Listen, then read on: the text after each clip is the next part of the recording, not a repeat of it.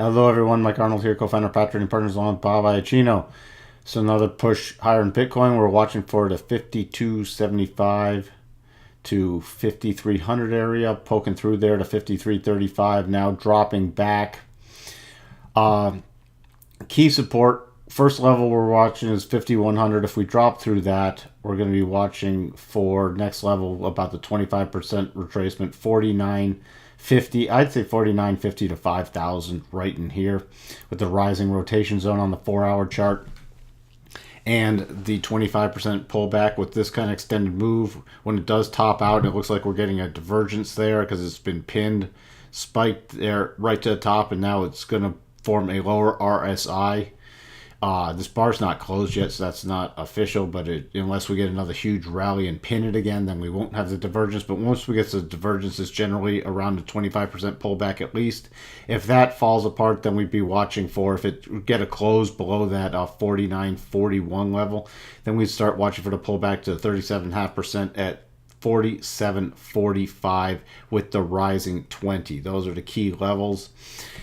Remember, if we do get a nice pullback, this bar closes, and then we get a red bar to update your levels. If they were as they stand now, that would give you the next major levels at 55.32 and 57.29. So keep that.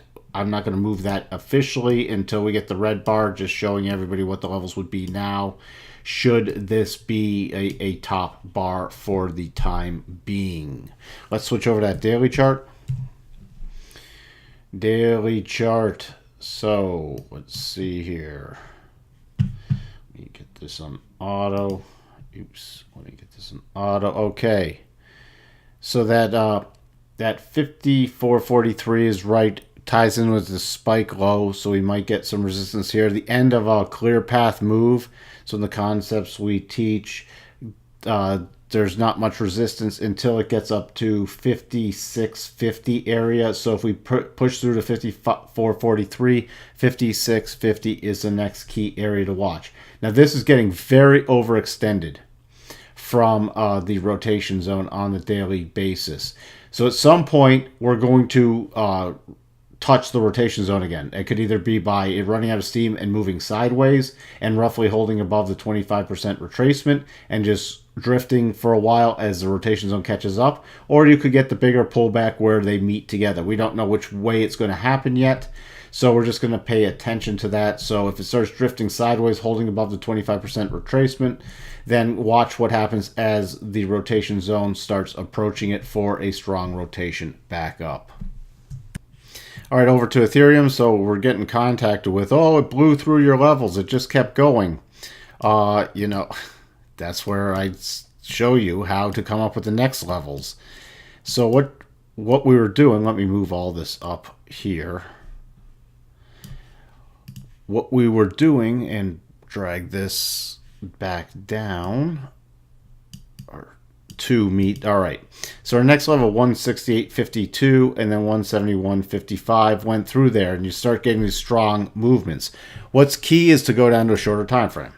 So like you come down to this 1 hour time frame, and then you can move it up to here.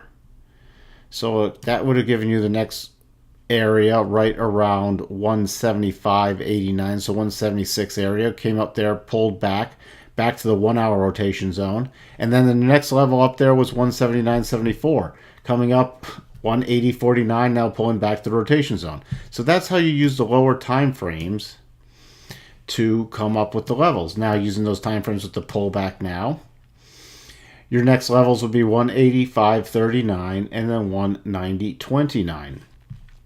So that's just how you switch to a lower time frame. This is also looks like it's getting a divergence here. So right now the 25% pullback's coming in about 170 with the rising 8. So I'd be watching for a pullback to 169.11 to 170.68 area. Then if we fall through that, I'm be watching for about the 160. Might be minor support about 165, major support at 160. So those are your key levels to watch for support, and then stronger rotations back up. Switch over to the daily. Again, this is pulling also away, really far away from the rotation zone. So we're going to watch the key 25% retracements coming in at 170.68. So as long as this holds above 170.68, it can dip below that, but we don't want to see any major closes below that. Then we're going to be watching the rotation zone catch up.